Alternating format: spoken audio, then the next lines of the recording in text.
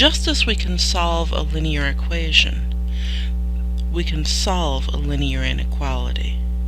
There are only a few minor differences between the processes that we need to be aware of. Recall that solving a linear equation meant finding the one value of the variable that made the equation true. For example, when we solved x plus 3 equals 5 by adding negative 3 on both sides, we got x equals 2. This was one unique value that was the only number that could make this equation true. Inequalities, on the other hand, typically have many solutions. So if we have the inequality x plus 3 is less than 5, remember that we're allowed to manipulate our inequalities in the same way that we were our equations. We can add negative 3 to both sides here as well. We get x is less than 2. This is not one unique value. This means any number that's to the left of 2 on the number line is a solution. So we have lots of solutions to a typical inequality. Two other major differences to be aware of. Second, remember what our rules said for manipulating inequalities. First, we can add the same number to both sides, and the order stays the same. This is just like the rule we had for equations, and in particular, the quote-unquote number that we add to both sides can be a variable expression, because it doesn't matter to this step what the number is. We can also multiply, but there's a complication that comes up here. We can multiply both sides by the same positive number, and the order stays the same. But if we go to multiply both sides by the same negative number, then the order reverses.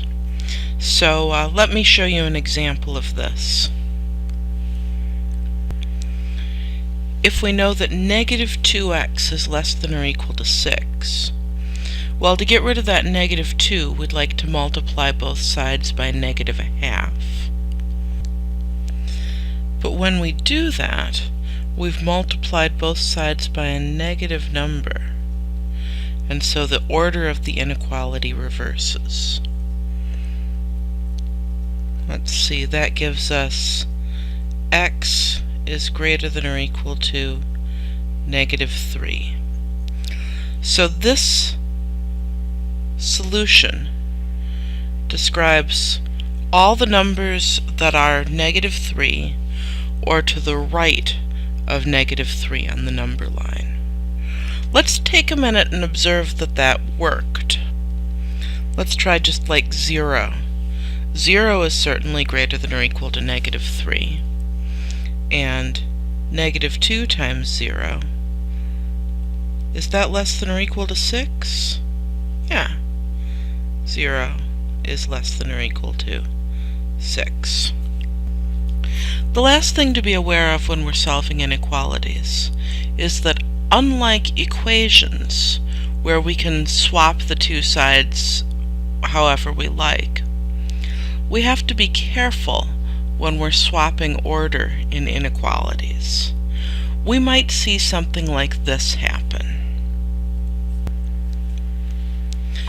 Let's say I go to solve the inequality 2x plus 3 is greater than or equal to 3x minus 5.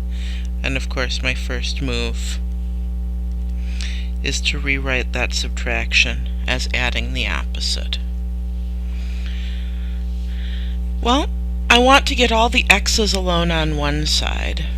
I choose to add negative 3x to both sides. So I'll have negative 1x plus 3 is greater than or equal to negative 5. Now I'll add negative 3 to both sides. I get negative 1x is greater than or equal to negative 8. And now to get rid of that negative 1, I'm going to multiply both sides by negative 1. And when I do that, it reverses the inequality. I get x is less than or equal to 8. Okay, so that was a choice that I made to get all the x's on the left.